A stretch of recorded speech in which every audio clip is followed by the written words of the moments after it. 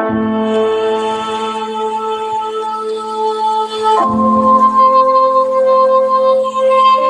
persidangan keempat, Jumat 3 Desember 1999, di kantor pusat Kejaksaan Tinggi, seorang pemuda dihakimi dengan tegas mengenai kasus pembunuhan berencana. Ia mengaku tidak merasa bersalah atau bersedih, tapi ia mengerti dan menerima bahwa ia salah. Banyak sekali perseteruan di antara pihak di persidangan. Ia pun berkata, "Sudah kubilang aku tidak akan memberitahu, tanya saja pengacaraku." Anda bisa lihat sendiri yang mulia bahwa terdakwa sama sekali tidak bersalah. Bukti yang diajukan oleh pihak penuntut tidak bisa membenarkan tuduhan ini. Baik pihak penuntut ada pembelaan. Ada yang mulia, yang dikatakan oleh pengacara pembela dapat dikatakan oleh bukti yang kami peroleh. Pada TKP kami menemukan jaket dari pelaku, dan pada jaket tersebut kami telah melakukan tes DNA. Hasil dari tes DNA tersebut 99% sama dengan DNA pelaku juga korbannya. Ini dapat menjadi bukti yang lain yang dapat membuktikan bahwa pelaku benar-benar melakukan tindakan pembunuhan. Mohon maaf menyela yang mulia. Ya silakan, mohon ditahan dulu pihak penuntut. Jadi yang mulia, tes hasil DNA yang dilakukan oleh pihak penuntut tidak bisa 100% membuktikan kasus ini. Ada banyak faktor yang bisa menjadi latar belakangnya. Bisa saja tes DNA itu diambil ketika terdakwa ada di masa penahanan. Jadi itu yang Anda duga, pengacara pembela? Baik, maka dari itu kami akan memanggil saksi utama pada hari ini. Silakan masuk.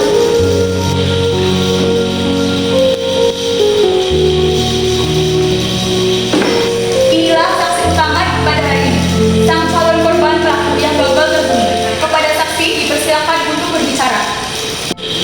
Baik yang mulia, izinkan saya berbicara. Silakan, mohon bantuannya. Jadi, Kita sepakat ya, bisnis ini oleh saya akan menjadi investor aktif kalian. Jadi kalian santai aja, kalian bakal jadi investor. ya santai aja, kita siap kok. Iya kita ngerti kok. Jadi kamu santai aja ya nggak nak? Iya. Mana sih? Udah 2 bulan kok, sulit banget dihubungi. Jangan-jangan mereka kabur lagi. Percuma aku kerja sama mereka. Utang mereka aja udah sampai 1 M. Aku sekalian ajak ke rumah mereka.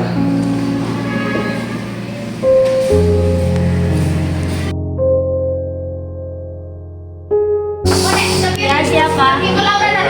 Sekarang kamu bisa pergi. Enggak, sana pergi. Tolong. Ingat lagi, mati kamu.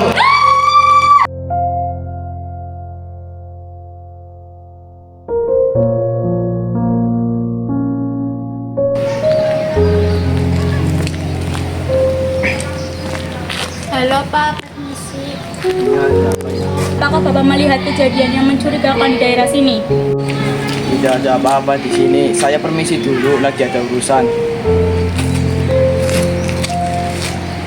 Bukankah dia sangat terlihat mencurigakan? Apakah kau ingin menyelidiki? Ya, aku sudah tahu. Kalau begitu saya akan mencari tahu kejadian di tempat tersebut. Kamu mencari bukti fisiknya ya. Hei, bagaimana? Apa kamu sudah menemukan petunjuk? Sudah menemukan bukti rekaman CCTV kejadian itu, dan bukti kita yang paling penting itu DNA dan rekaman. Ini memang penting, tapi apakah ada yang lebih penting dari ini? Jadi kamu nggak puas? Aku sudah menemui teman dari korban yang serumah dengannya. Hah? Apakah dia tahu tentang kejadian ini? Bukan, tapi dia tahu penyebabnya dan dugaan pelakunya. Dia juga telah merekam percakapan terakhir mereka. Bagus, cepat hubungi dia sekarang. Jadi begitulah yang mulia kejadiannya. Bisa terlihat yang mulia bahwa terdakwa melakukan hal ini karena ada bukti jelasnya. Yang mulia, tidakkah yang mulia mengerti? Tidak bisa. Anda tidak bisa seenaknya memvonis seperti itu. Kejahatan tetaplah kejahatan. Oh begitu ya. Kalau begitu tunjukkan di mana kebenarannya. Tangan diri kalian masing-masing. Pada kedua belah pihak diharapkan bersikap profesional. Mengerti? Baik, yang mulia. sudah biasa melihat bagaimana arah kasus ini. Sebelumnya, apakah terdakwa membawa bukti surat perjanjian yang bisa dilampirkan dan dipertanggungjawabkan jawaban secara hukum? Tidak, Yang Mulia. Dari itu, saya memutuskan bahwa sang terdakwa dijatuhi hukuman berdasarkan Undang-Undang Dasar tahun 1945, Pasal 28A. Setiap orang berhak untuk hidup serta berhak mempertahankan hidup dan kehidupannya. Pasal 338 KUHP.